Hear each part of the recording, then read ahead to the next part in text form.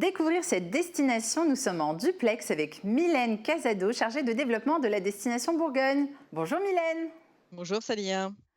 Pour commencer, peut-être qu'on peut présenter le territoire de la Bourgogne, à quoi ça ressemble. Elle est située seulement à 1h30 de Paris et c'est un parfait mix entre histoire, patrimoine et gastronomie.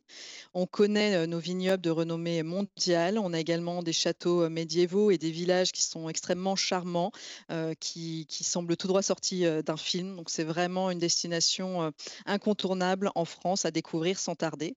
Et si je peux citer quelque chose qui la rend vraiment unique, c'est vraiment son équilibre entre la nature préservée, la culture qui est très riche et un art de vivre à la française. L'automne, c'est une saison Je que vous t'écoute, recommandez vas-y. particulièrement, même si c'est vrai qu'on peut visiter la Bourgogne en toute saison. Mais je sais qu'il y a quelque chose de très particulier.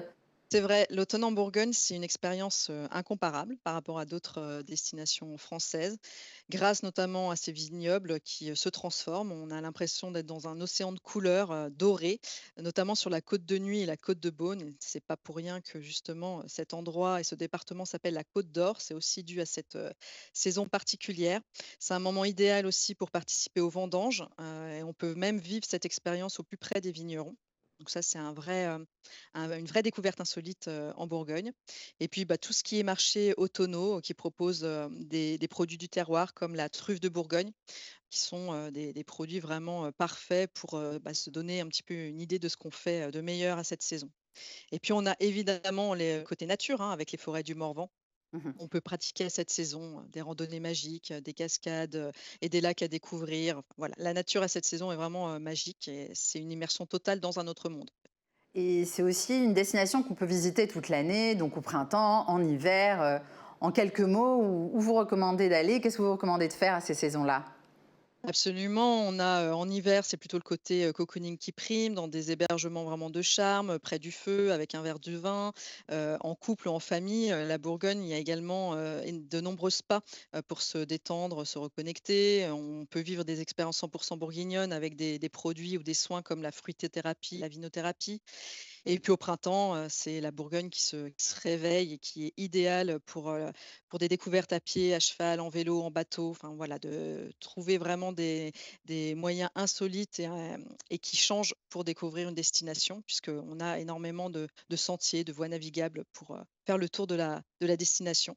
Et puis en été, c'est le moment, des festivals, des dégustations en plein air, des activités nautiques, des découvertes animées, au sein de cœurs de village ou de villes. Donc la Bourgogne, c'est vraiment pour tout le monde. On y trouve toutes sortes d'hébergements, toutes sortes d'activités et à toute saison surtout. Et côté ville, alors, qu'est-ce qu'il faut voir absolument et pourquoi? Alors c'est difficile de citer, seulement quelques villes, mais évidemment Dijon, c'est un incontournable. C'est la capitale de la région et c'est vraiment une ville incontournable pour son ambiance, vibrante, son patrimoine, notamment la cité des ducs de Bourgogne. Et puis on a également Beaune qui est, la capitale du Bourgogne, qui se trouve au cœur des vignobles avec ses hospices et ses caves, ses bars à vin. Et puis un petit peu plus loin, on a également Nevers, qui a une cathédrale vraiment, incontournable, qui possède un palais ducal qui est considéré comme le premier château de la Loire. On a des faïences qui réinventent totalement la tradition.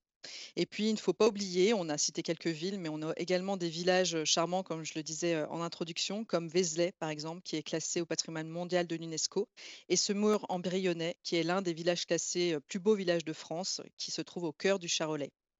Alors, qu'est-ce qu'on peut dire sur la gastronomie? Alors sur la gastronomie et le vin, hein, puisque ce sont, 2 atouts vraiment, indissociables. La Bourgogne, c'est le paradis en fait des épicuriens. Donc c'est vraiment un rendez-vous à ne pas louper. On parle de sans appellation, 33 grands crus et des noms mythiques que tout le monde connaît comme Chablis, Pommard et évidemment la Romanée Conti, qui reste encore aujourd'hui le vin le plus prestigieux au monde et qui est bourguignon. Et puis le vin, c'est pas simplement, une affaire de grand vin, c'est aussi, quelque chose de c'est un plaisir simple.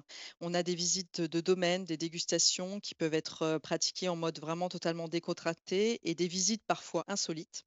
Et puis côté gastronomie, on a tout un florilège de produits du terroir qu'on peut déguster dans des restaurants qui Mhm. peuvent être à la fois des bistrots, cosy, simples et authentiques et également des restaurants étoilés puisqu'on est assez gâté en Bourgogne côté, restaurant étoilé Michelin.